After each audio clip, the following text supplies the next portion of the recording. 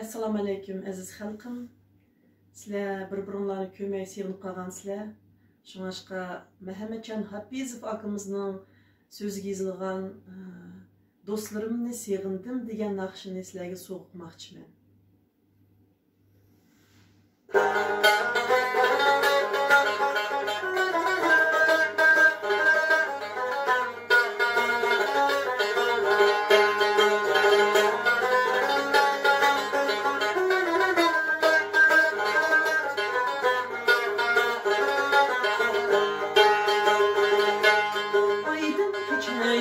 Yoltuzlar sana Kulum ayga meftun bop qarab Kulum kebi sekrişir yayrab Bilmezken dostni sevindim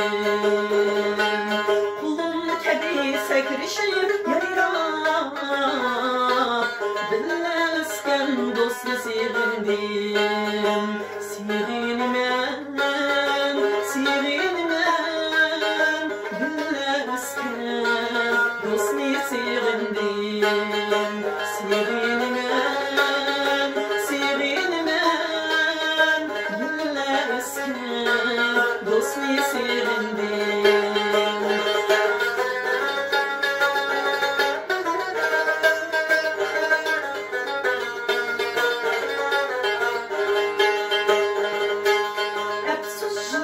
Bekmu aldıraş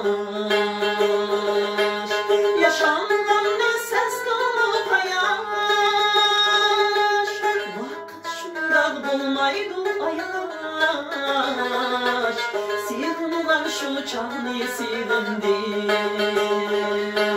Vakit şundan bulmaydı ayaş Sevginden şu çağını sevindim